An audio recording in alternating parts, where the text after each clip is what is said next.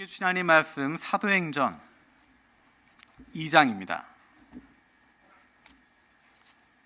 사도행전 2장 32절에서 36절입니다. 사도행전 2장 32절에서 36절입니다. 우리 한 절씩 돌아가면서 읽도록 하겠습니다. 32절부터 이 예수를 하나님이 살리신지라 우리가 다 이 일의 증인이로다.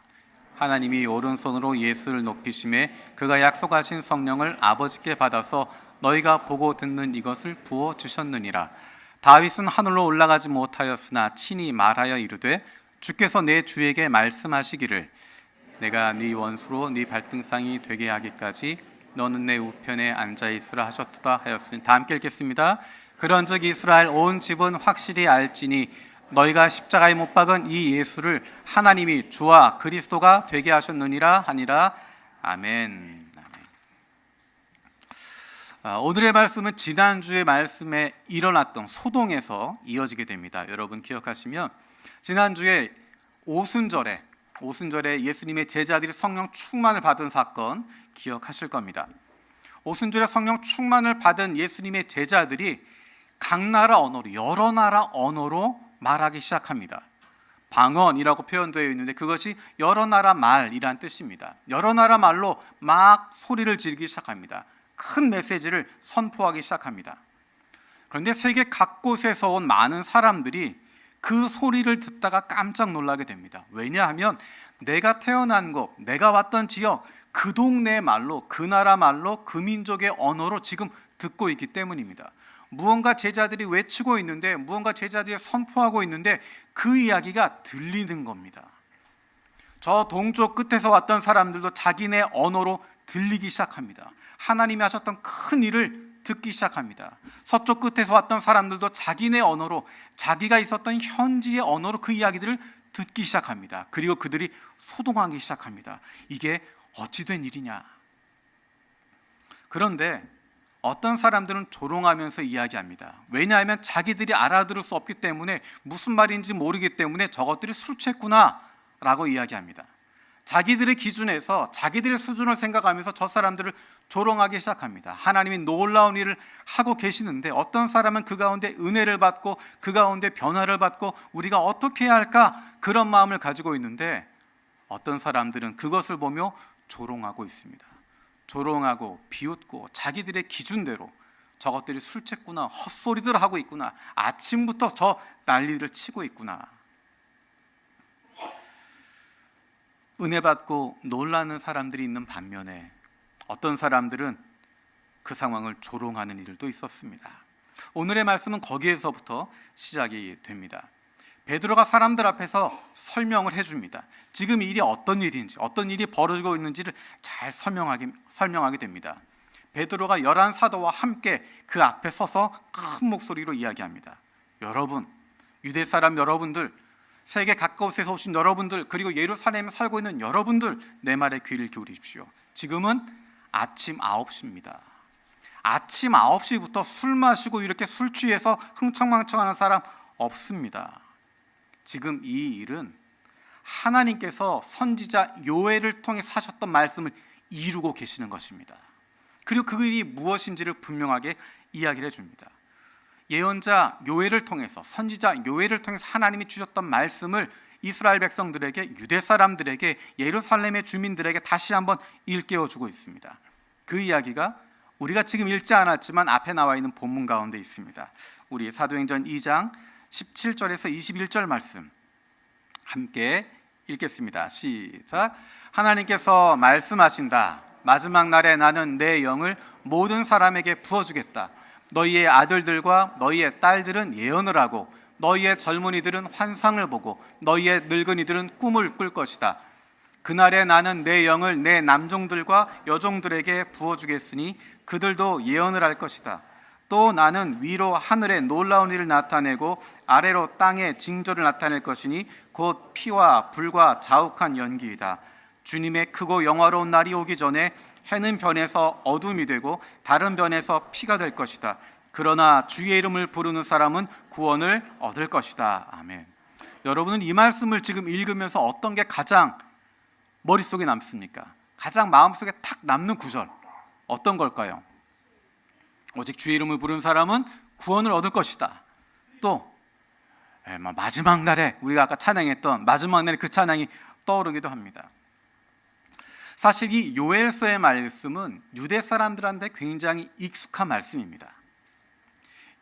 요엘서에 나와 있는 이 예언의 말씀, 유대 사람들에게 익숙한데, 왜냐하면 유대 사람들이 가장 소원하고 있는 내용이 그 안에 담겨져 있기 때문입니다.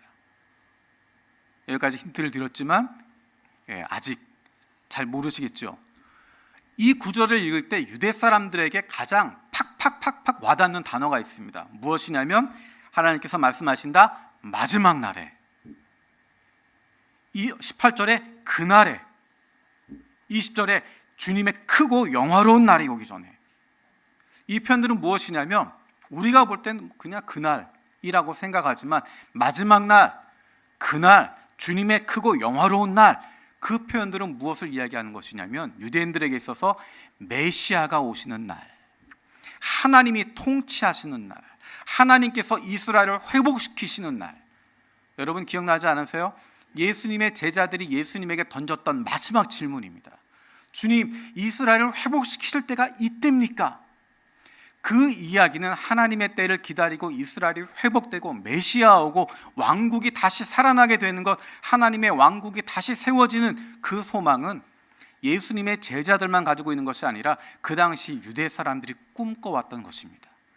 그래서 그날이라고 하는 표현이 우리한테는 평범한 표현이지만 유대 사람들에게, 적어도 1세기 유대 사람들에게 그날에, 마지막 날에, 그러면 주님이 오실 그날을 생각하는 겁니다.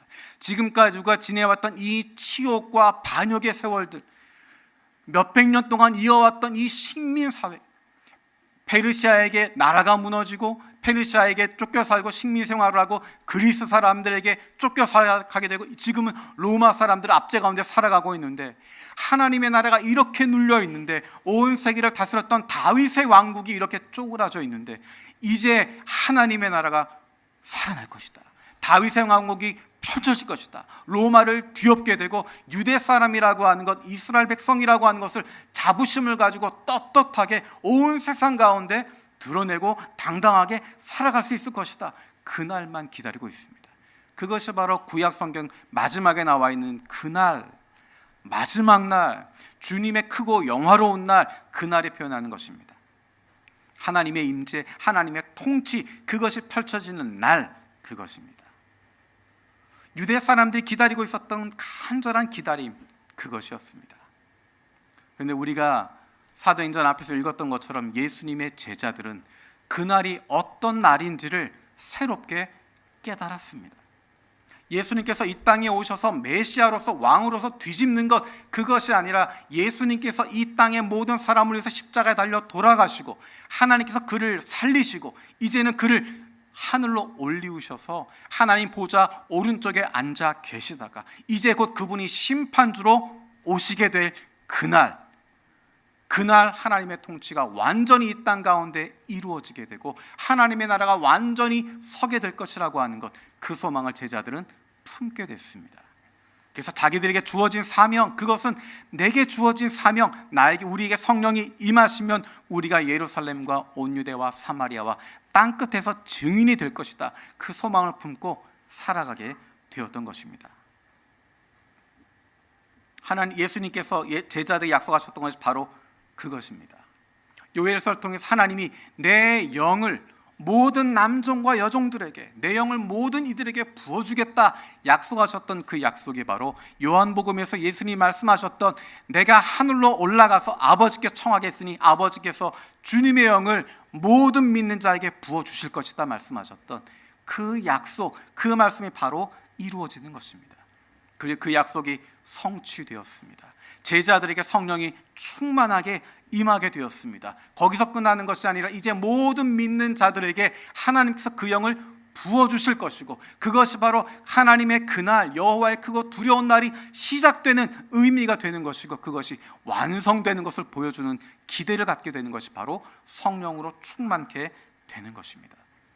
성령 충만하게 되어진 사람은 아버지의 뜻을 깨닫게 됩니다.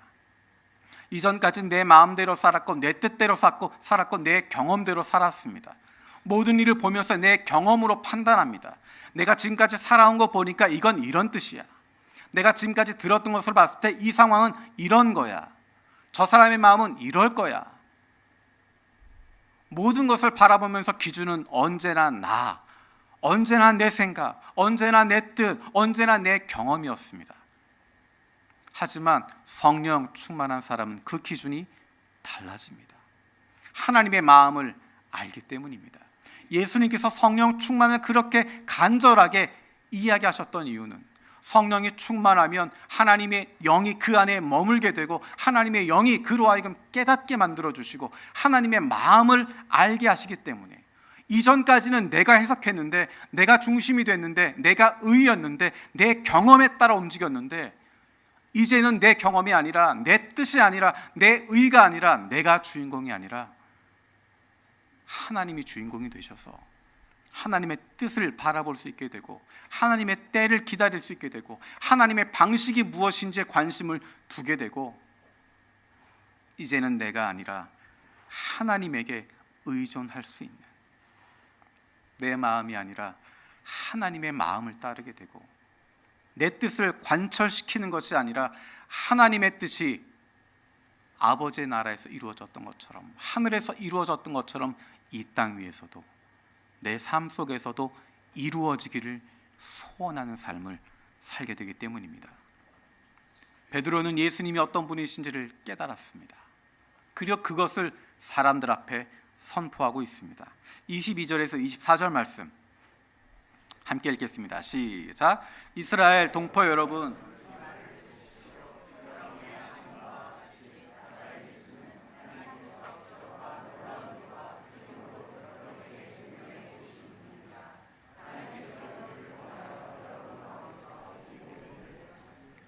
이 예수께서 버림을 받으신 것은 하나님이 정하신 계획을 따라 미리 알고 계신 대로 된 일이지만 여러분은 그를 무법자들의 손을 빌어서 십자가에 못 박아 죽였습니다.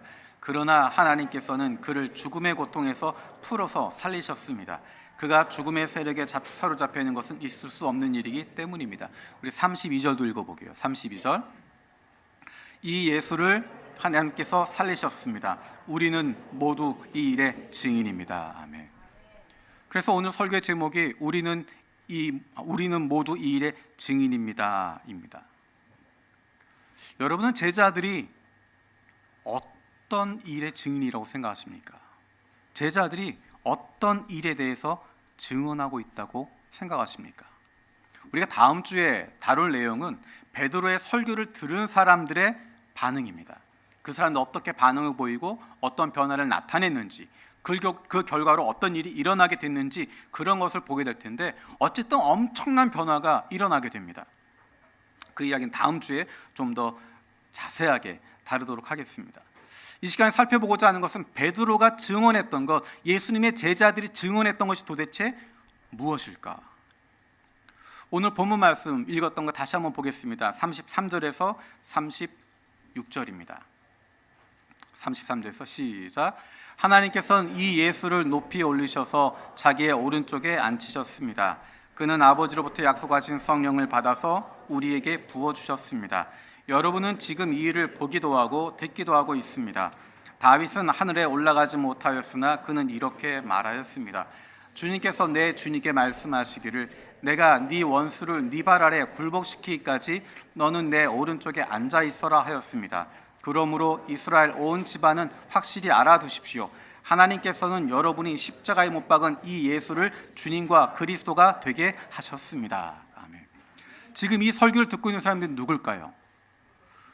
설교를 이야기할 때는, 편지를 이야기할 때도 마찬가지고, 그것을 읽는 사람이 누구인지, 듣고 있는 사람이 누구인지, 예수님의 비유를 해석할 때도 이 비유를 누구에게 이야기하고 있는지를 정확히 아는 것이 굉장히 중요합니다. 베드로가 이 설교를 하고 있는데 이 설교를 듣고 있는 사람들이 누구였을까? 2장 5절에 이렇게 이야기합니다.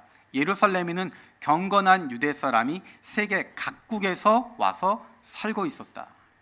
2장 11절에 유대 사람과 유대교에 개종한 사람과 크레타 사람과 아라비아 사람인데, 경건한 유대 사람이라고 하는 표현, 유대교의 개종한 사람이라고 하는 표현이 등장합니다. 이것은 단순히 그냥 유대인이라고 하는 것과는 다른 표현입니다. 경건한 유대 사람이라고 하는 것은 말씀에 붙잡혀 있는 사람들입니다. 하나님을 사랑하는 사람들입니다. 율법에 대해서 알고 있는 사람들입니다. 열심히 있는 사람들입니다. 그러니까 세계 각곳에 흩어져 있다가도 절기가 되어서 하나님을 사모하는 마음으로, 하나님의 말씀을 사모하는 마음으로 예루살렘으로 모여들었습니다. 그들 중심에는 말씀이 있습니다. 하나님의 말씀에 대한 사모함이 있습니다. 유대교에 개종한 사람들, 이 사람들은 태어날 때 유대인은 아니었지만 하나님의 말씀을 듣고 유대교에 가고 싶어서, 유대인이 되길 원하는 마음으로 자기의 종교를 버리고 유대교로 개종한 이방인들을 이야기하는 것입니다. 웬만한 유대 사람들보다 더 깊이 하나님 말씀에 관심을 가지고 있고 더 깊이 하나님을 사랑하는 사람들, 이 사람들이 바로 성경에서 이야기하는 유대교에 개종한 사람들이라는 표현입니다. 그러니까 공통적으로 하나님 말씀에 관심을 가지고 있는 사람들, 하나님 말씀에 열심을 가지고 있는 사람들, 그 사람들 이야기하고 있습니다. 거기에 베드로가 이렇게 설교를 하고 있는 것입니다. 어떤 내용들입니까? 단순히 예수님이 죽었다 살아났다 그 이야기가 아닙니다. 성경에서 이야기하고 있는 예언자들이 예언했던 것, 시편에 나와 있었던 내용들, 그리고 모세 율법에서 이야기했던 내용들을 정리해서 베드로가 설교하고 있습니다. 그런데 성경을 조금 자세히 보신 분들은 이거 어디서 봤던 내용인데 싶습니다. 몇 군데 동일한 내용들이 반복이 됩니다. 특별히 누가복음에서, 그리고 사도행전에서 몇 번 반복이 됩니다. 예수님께서 부활하신 이후에, 예수님이 부활하신 이후에 제자들에게 내가 살아났다, 그걸로 끝내지 않습니다. 예수님께서 제자들을 만나시면 하시는 일이 무엇이냐면 무언가 차근차근 가르쳐 주십니다.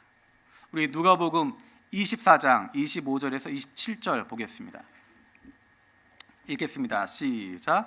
예수께서는 그들에게 말씀하셨다. 어리석은 사람들입니다. 예언자들이 말한 모든 것을 믿는 마음이 그렇게도 무디니 말입니다. 그리스도가 마땅히 이런 고난을 겪고서 자기 영광에 들어가야 하지 않겠습니까? 그리고 예수께서는 모세와 모든 예언자에서부터 시작하여 성경 전체에서 자기에 관하여 써놓은 일을 그들에게 설명하여 주셨습니다.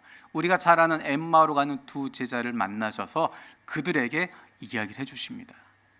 내가 부활해서 짜잔 보여주는 것이 아니라 성경에서 어떻게 예언하고 있는지, 메시아가 어떤 분인지, 어떻게 고난을 받고 어떻게 살아날 것인지, 부활하는 것이 어떤 의미가 있는 것인지에 대해서 말씀으로 풀어주십니다. 제자들에게 마지막으로 주신 말씀입니다. 누가복음 24장 44절에서 48절입니다. 같이 읽겠습니다. 예수께서 그들에게 말씀하셨다. 내가 전에 너희와 함께 있을 때 너희에게 말하기를 모세의 율법과 예언서와 시편에 나를 두고 기록한 모든 일이 반드시 이루어져야 한다고 하였다. 그때 예수께서는 성경을 깨닫게 하시려고 그들의 마음을 열어주시고 그들에게 말씀하셨다. 이렇게 기록되어 있다. 곧 그리스도는 고난을 겪으시고 사흘째 되는 날에 죽은 사람들 가운데서 살아나실 것이며 그의 이름으로 죄사함을 받게 하는 회개가 모든 민족에게 전파될 것이다 하였다. 예루살렘에서부터 시작하여 너희는 이 일의 증인이다. 아멘. 이 메시지가 예수님이 제자들이 선포했던 메시지의 중심입니다. 단순히 죽었던 사람이 살아났다, 그것으로 끝나는 것이 아니라 그것이 어떤 의미인지를 예언서를 통해서, 율법과 예언서와 시편을 통해서 예수 그리스도에 대해서, 메시아에 대해 기록된 것들이 어떻게 이루어졌음을 선포하고 있습니다. 하나님께서 그를 살리셨다. 그리고 지금 그는 거룩하신 하나님 보좌 우편에 앉아 계신다. 그리고 장차 그분이 심판주로 다시 오실 것이다. 이 메시지가 바로 예수님이 제자들에게 가르쳐 주셨던 메시지였고, 오늘 사도행전 2장에서 베드로가 선포하고 있는 메시지였고, 우리가 앞으로 살펴볼 사도행전 7장에서 스데반 집사가 선포했던 메시지의 중심 내용입니다. 그런데 베드로의 설교가 정말 감동을 주는 설교였을까? 그 자리에 있던 사람들이 베드로의 그 설교를 듣고 설교의 내용을 듣고 그들이 마음을 돌리게 되었을까? 똑같은 내용이 오히려 이것보다 훨씬 더 깊이 있고 잘 정리된 설교가 스데반의 설교입니다. 그런데 베드로의 이 설교를 듣고 수많은 사람들이 변화를 일으키게 됩니다. 베드로의 설교의 내용도 중요했습니다. 우리가 지금 읽은 것처럼 하나님께서 그를 살리셨구나, 그분이 그리스도시구나 하는 내용도 중요한 것이었는데 그것보다 더 중요한 증언이 있었습니다. 커뮤니케이션을 이야기할 때 중요하게 이야기하는 격언 같은 이야기가 있습니다. 메시지는 메신저다라는 이야기를 합니다. 메시지, 그 내용과 메신저를 동일시하게 되는 것입니다. 메신저가 중요하다라는 것입니다. 베드로는 정보 전달하는 이야기꾼이 아닙니다. 제자들은 예수님에게 일어났던 일들, 예수님에게 들었던 것들, 그것들을 달달달달 외워서 사람들에게 정보를 전달하는 이야기꾼이 아니었습니다. 그 이야기는 흥미를 일으킬 수 있겠지만 그럴 수도 있겠구나, 그렇게 볼 수도 있겠구나, 사람들의 흥미를 일으킬 수 있지만 사람을 변화시키지 못합니다. 어떻게 사람들의 변화가 일어나게 됐을까? 베드로의 이야기가 논리적이어서 신학적이어서 성경적으로 빈틈이 없어서 그래서 반응하게 되는 것이 아닙니다. 중요한 것은 제자들이 예수님이 하신 그 말씀을 믿었다는 것이고 그들의 삶이 달라졌다는 것입니다. 달라진 제자들의 태도, 그것을 사람들은 보면서 여기에 무언가가 있구나라는 것을 보게 되는 것입니다. 변화된 제자들의 삶의 모습, 그것이 사람들에게 증언하고 있는 것입니다. 앞에 서 있는 베드로의 설교의 내용, 그것도 중요했겠지만 그 설교를 하고 당당하게 서 있는 베드로의 모습, 베드로와 함께 서 있는 11 사도의 모습, 수많은 사람들 앞에 당당하게 그 앞에 서서 외치고 있는 그 모습이야말로 많은 사람들에게 여기에 진리가 있구나라는 것을 보게 만들어주는 것입니다. 2장 7절에 사람들이 이렇게 이야기합니다. 보시오, 말하고 있는 이 사람들은 모두 갈릴리 사람들이 아니오. 이 이야기는 쉽게 이야기하면 저것도 촌사람들 아니야? 첫 번째 의미는 촌사람들 아니야? 무식한 사람들 아니야? 두 번째 의미는 저것들 예전에 예수 쫓아다니던 예수 당 사람들 아니야? 그런 의미입니다. 숨어 있었던 그것들 아니야? 당신도 갈릴리 사람입니까? 라고 물어봤을 때 아니라고 숨을 수밖에 없었던 상황이었는데 저것들 갈릴리 사람들 아니야? 라고 이야기하는 것은 무식한 사람들, 또 하나는 예수 쫓아다니고 있었던 예수 패거리들, 그 전에 꽁무니 빼고 도망쳐 있었던 것들. 3장 13절은 이렇게 이야기합니다. 그들은 베드로와 요한이 본래 배운 것이 없는 보잘것없는 사람인 줄 알았는데 이렇게 담대하게 말하는 것을 보고 놀랐다. 배운 바가 없는 사람이에요. 배운 바가 없는 사람인데 그들이 베드로와 요한이 배운 것이 없는 사람인데 이렇게 신학적인 이야기를 할 수 있을 뿐만 아니라 담대하게 말하는 것을 보고 놀라게 됩니다. 알았다는 것이 중요한 것이 아니라 그들의 삶이 바뀌었다고 하는 것, 그들의 태도가 달라졌다고 하는 것, 거기에 사람들은 놀라게 됩니다. 우리가 조금 전에 2장에 나와 있는 베드로의 설교를 굉장히 무게감 없이 아주 무미건조하게 읽었어요. 근데 거기에 담겨져 있는 베드로의 감정을 베드로의 감정이나 그 상황에서 베드로가 어떤 식으로 선포했을까 하는 부분을 한번 보면 좋을 것 같아요. 전체를 읽기는 어려우니까 우리 2장 23절, 24절 여러분이 생각하기에 베드로가 여기쯤에 강조를 뒀겠다 싶은 부분에 조금 감정을 실어서 읽어보는 겁니다. 23절, 24절 시작. 이 예수께서 버리심을 받은 것은 하나님이 정하신 계획을 따라 미리 알고 계신 대로 된 일이지만 여러분은 그를 무법자들의 손을 빌어서 십자가에 못 박아 죽였습니다. 그러나 하나님께서는 그를 죽음의 세통에서 풀어서 살리셨습니다. 그가 죽음의 세력에 사로잡혀 있는 것은 있을 수 없는 일이기 때문입니다. 제가 크게 읽으면 크게 읽으려고 하셨던 거죠? 안 가르쳐 드리려고 일부러 똑같이 읽었는데 그래도 조금 여러분 소리가 달라진 데가 있었어요. 어딘지 혹시 기억하시겠어요? 그러나 하나님은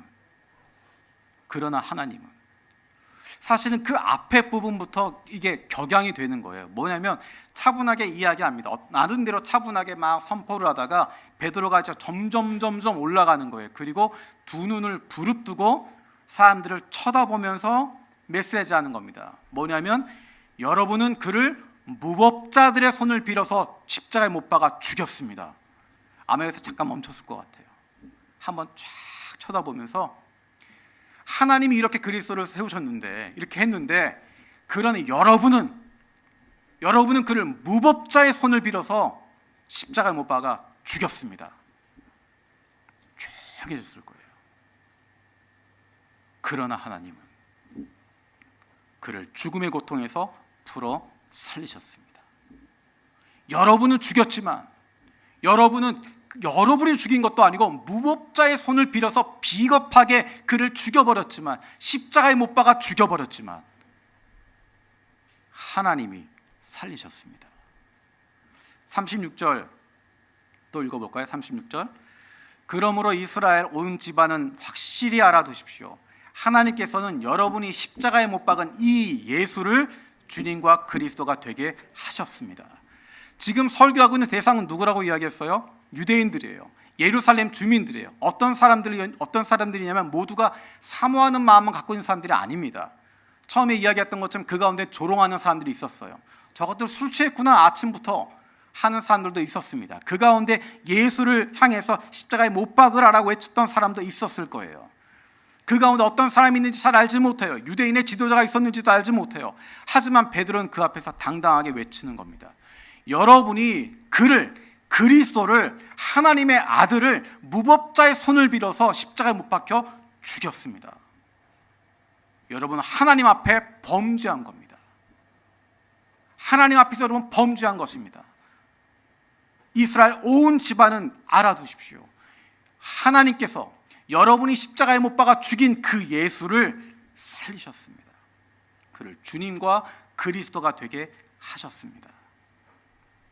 여러분, 극적이지 않아요?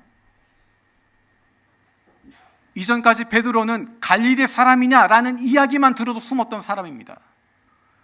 갈릴리 사람인 거 티내고 싶지도 않았던 사람이에요. 그래서 숨어 다녔던 사람입니다. 그런데 이제 그가 수천 명의 회중 앞에서, 그 앞에 누가 뛰어나올지도 모르는데 그 안에 예수를 향해서 돌을 던졌던 사람이 있을 수도 있는데 담대하게 그 앞에서 외치고 있습니다. 당신들이 하나님께 반역했다고, 당신들이 죽인 예수 그리스도, 그분이 하나님의 아들이라고, 그분이 그리스도시라고, 하나님이 그를 살리셨다고. 베드로와 요한은 거기서 끝나지 않습니다. 3장 19절에서 20절 말씀 한번 보겠습니다.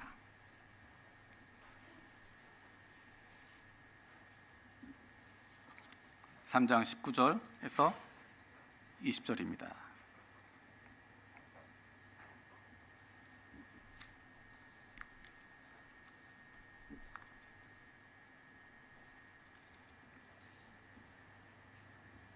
죄송합니다. 4장 19절 20절입니다. 죄송합니다. 그때 베드로와 요한은 대답하였다. 하나님의 말씀을 듣는 것보다 당신들의 말을 듣는 것이 하나님 보시기에 옳은 일인가를 판단해 보십시오. 우리는 보고 들은 것을 말하지 않을 수 없습니다. 지금 이 상황은 어떤 상황이냐면 사내들은 공유에 잡혀왔습니다. 유대인의 지도자들이 있습니다. 대사장 안나스와 가야바와 그 위에 높은 사람들 다 모여있는 장소입니다. 그 사람들은 예수에게 사형 언도를 내렸던 사람들입니다. 그 앞에서 베드로와 요한이 이야기합니다. 하나님의 말씀을 듣는 것보다 당신들의 말을 듣는 것이 하나님 보시기에 옳은 일인가 판단해 보시기 바랍니다. 당신들의 말이 틀렸습니다. 나는 하나님에게 순종합니다. 우리가 보고 들은 것을 말하고 우리가 보고 들은 것을 말하지 않을 수 없습니다. 예수님에게 사형 언도를 내렸던 그 사람들 바로 앞에서 그 사람들 향해서 외치는 것입니다. 하나님 말씀 듣는 것과 당신들의 말을 듣는 것 가운데 어떤 것이 옳겠습니까? 우리는 하나님의 말씀을 듣겠습니다. 우리가 보고 들은 것 그것 말하지 않을 수 없습니다. 예수에게 사형 언도 내렸던 사람들 두려워하지 않습니다. 사도들은 예수의 이름 때문에 고난당하는 것, 모욕당하는 것, 그것을 기뻐하게 됩니다. 그것은 그들이 머릿속에 가지고 있는 정보 때문이 아닙니다. 머릿속에 가지고 있는 정보를 전달하는 이야기꾼이기 때문이 아닙니다. 그들의 삶이 달라졌기 때문입니다. 우리가 믿는 그 예수가 하나님의 아들이라고 하는 것, 그리고 그분이 이제 곧 다시 오실 것이라고 하는 것, 그것을 믿고 있기 때문에 제자들의 삶이 달라지게 됩니다. 죽음을 두려워하지 않습니다. 더 이상 숨어 있지 않습니다. 더 이상 도망 다니지 않습니다. 생명을 잃는 것 두려워하지 않습니다. 왜냐하면 지금 이 자리에서 죽임을 당하면 주님 나라 가는 것이고 그 안에서 평화를 누리게 되는 것이고 잘했다 칭찬하실 주님을 만나기 때문입니다. 숨어 다니고 있었던 무식한 갈릴리 사람들이 아니라 하나님의 아들 예수 그리스도의 부활의 증인으로서 하나님께서 그를 살리셨다고 하는 것, 그것을 정보를 전달하는 것이 아니라 그들의 삶을 통해서 그것을 알리고 선포하는 증인들이 되었기 때문입니다. 우리가 예수 그리스도의 증인이 된다고 할 때 갖고 있는 가장 큰 착각은 예수님에 대한 정보를 전달하면 된다라고 생각하는 것입니다. 저나 여러분이나 얼마나 많은 순간에 정보 전달꾼, 정보를 이야기하는 이야기꾼이 되어 있습니까? 믿지 않지만, 신뢰하지 않지만 얼마든 정보를 전달할 수 있고 수많은 이야기 풀어놓을 수 있습니다. 우리가 그동안 들었던 수많은 이야기들을, 우리가 알고 있다고 하는 수많은 이야기들, 그것을 전달하지만 사람이 달라지지 않는 이유는, 우리의 인생이 변화하지 않는 이유는 내가 그것을 믿지 않기 때문입니다. 정보로 가지고 있지만, 이야기꾼이지만 나는 그것을 신뢰하지 않기 때문입니다. 예수가 부활했다고 정보는 전달하지만 내가 부활의 소망을 품지 못하기 때문에 죽음을 두려워하게 되는 것이고, 예수님이 나를 사랑하신다 정보는 전달하지만 그것을 믿지 않기 때문에 그 사랑을 받기 위해서 이런 일 저런 일 어떻게 해서라도 대가를 치르고 싶어하고 무엇인가 잘 보이려고 노력하고 싶어하고, 하나님이 우리를 사랑하십니다 라고 말하는 정보는 가지고 있지만 그것을 믿지 못하니까 하나님에게 받는 사랑이 아니라 사람들에게 받는 신뢰, 사람들이 쳐주는 박수, 사람들이 인정하는 것, 거기에만 매달리게 되고, 그것이 없으면 내 인생 끝났다라고 생각하게 되는 것입니다. 베드로는, 예수님의 제자들은 정보를 배우고 정보를 전달하는 이야기꾼으로서가 아니라 그것을 믿고 신뢰하고 그렇게 살아가는 사람들이 되었고, 그들의 말이 아니라 그들의 삶이, 그들의 매일매일의 삶을 다른 사람들을 보면서 살아계신 예수 그리스도를 경험하게 되는 것이고, 그 복음을, 하나님의 사랑을 온몸으로 깨닫게 되어지는 것입니다. 우리는 무엇을 믿고 있습니까? 우리는 무엇을 증언하고 있습니까? 나는 단순한 정보 전달하는 이야기꾼으로 살아가고 있습니까? 아니면 내가 믿기 때문에 내 삶이 달라진 삶을 살아가고 있습니까? 기도하겠습니다. 살아계신 아버지 하나님, 베드로의 증언을 보면서 우리 모두 이 일의 증인입니다 라고 하는 그의 이야기를 들으면서 그가 단순한 정보 전달자가 아니라 성경에 이런 내용이 있었다라는 것을 이야기해 주는 사람이 아니라 그로 말미암아 그의 인생이 변화되어지고 태도가 달라지게 되고 그의 시선이 달라지고 그의 관점이 달라졌던 것을 발견합니다. 그의 시선이 달라졌기 때문에, 그의 태도가 달라졌기 때문에, 그의 삶이 달라졌기 때문에 수많은 사람들이 그의 메시지에 귀를 기울이게 되고 예수를 만나게 되었던 것처럼 우리도 그런 증인이 되길 원합니다. 많은 이야기를 하는, 많은 지식을 전달하는, 정보를 전달하는 이야기꾼이 아니라 내가 그것을 믿고 있기 때문에, 부활하신 예수 그리스도를 신뢰하기 때문에, 나를 자녀 삼아주신 하나님의 사랑을 경험하고 있기 때문에 내 삶이 달라지고 내 태도가 변화되어지고 내 시선이 바뀔 수 있는 그런 삶을 살아가게 하여 주옵소서. 감사드리고 예수님의 이름으로 기도드립니다. 아멘.